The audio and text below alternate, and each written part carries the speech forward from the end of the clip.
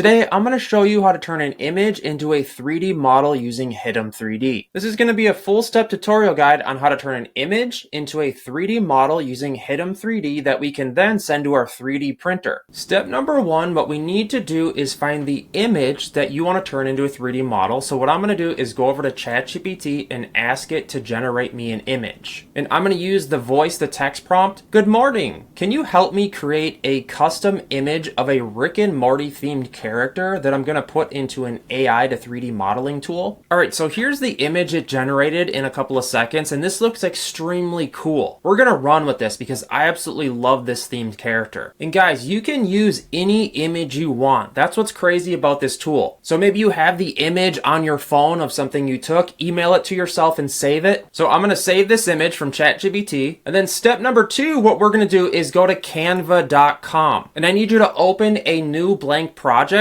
and upload your image. So click on the Uploads tab over here and then click on Upload. Here is my file. And then click on it to bring it into your project and then size it up. And this is the important part. What we need to do is remove the background. What's great about Canva is it has this background remover feature. Click that. Alright, so now we have the blank image of what we want the 3D model to be made of. So now what we're going to do is we are going to save this inside of Canva. So click up here in the right hand corner where it says share, then click download, and make sure that you're saving this file as large as you can because it's using this image to make a 3D model. Then click download. Step number three, what you need to do is go to the Hitem3D dashboard and website. Consider using my affiliate link in the description to get there. This tool is absolutely amazing and it's going to blow you away. And for the most part, this is a paid tool. You can get a free trial, but I'm pretty sure you don't get to download the files. I hear a lot of feedback in the comment section. Oh, Chris, I have to pay for this tool. But guys, these tools create 3D models for us. You can sell them. You can download them. It's a small fee for the craziness we're getting out of this. Okay, rant over. Next, what you want to do is click on the creative space button up here on the navigation. Then you can see the section right here where we click and upload our image. So let's click here and then upload the image. There's some settings that you can change right here, but I kind of just advise you if you're new to this, just to click generate right here and keep it real simple. Alright guys, so it created our 3D model. This is absolutely insane. These tools completely blow me away every time I use them.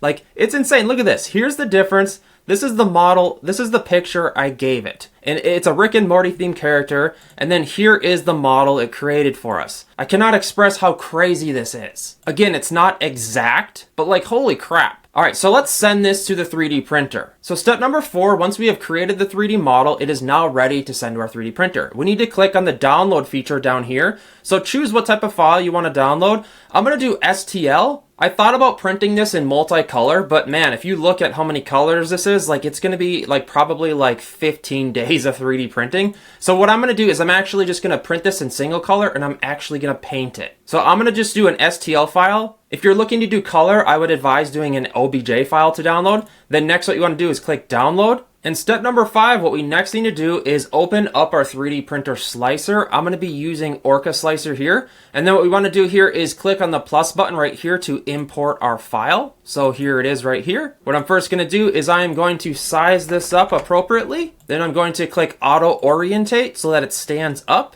We're going to rotate it a little bit so that it looks cool as we 3D print it. And then you have to remember, anywhere that we have overhangs, we need supports. So we're going to go into the support section and then click tree supports. Those are my favorite because they're very minimal. And then I always like to click this where it says support critical regions only because there's probably going to be a ton of supports and I only want the most critical on the model itself. Then I'm going to choose the printer up here. We're going to do the Centauri Carbon. And then I'm going to choose the filament type right here.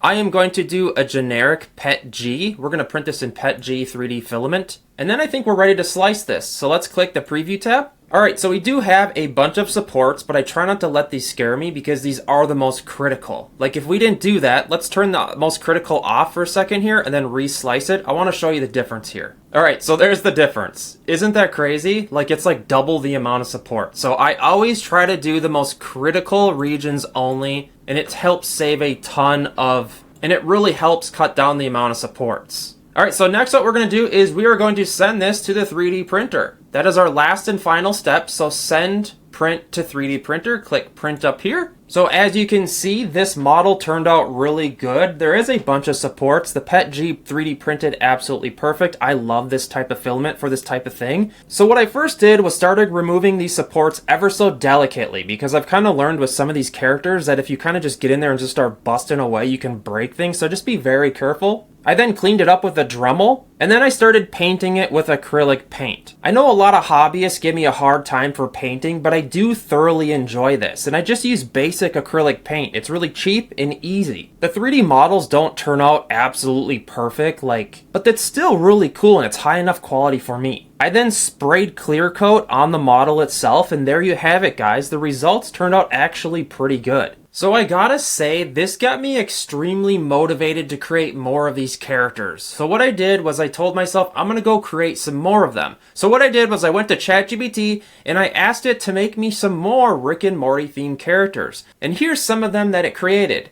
Check out this character here. How cool is this? So then what I did was I put this into Hitem3D, and this is what it created me.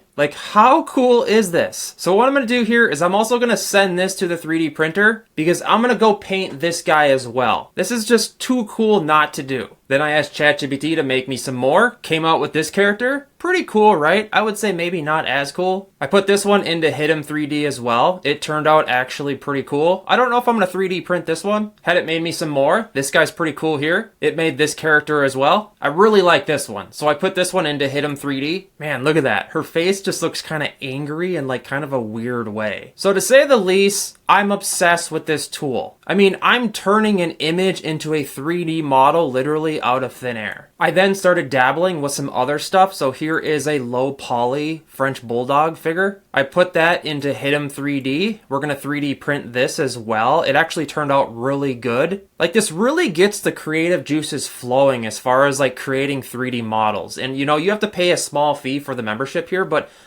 I'm thoroughly blown away what we can do with AI right now. It's absurd. All right, guys, I'm not quite done. I had ChatGPT make this cool bull out of a shark. This is pretty cool, right? And then I put it into Hitem3D here. Check this thing out. Absolutely crazy. It might be tough to 3D print, because a lot of the supports are going to have to go up here in the teeth. But man, using this tool, it's absolutely crazy, guys. This is how to turn an image into a 3D model using Hitem3D. This was a full tutorial, step-by-step guide on how to turn an image into a 3D model using Hitem3D. Again, the link to use this tool will be in the description. Make sure to subscribe to the channel. And before you go, guys, I just made a new video breaking down all the most popular filament types, and some of these filaments would blow your mind. I'm confident you're gonna love this video, so check it out on the screen right here. Guys, the video's still here. Click on it.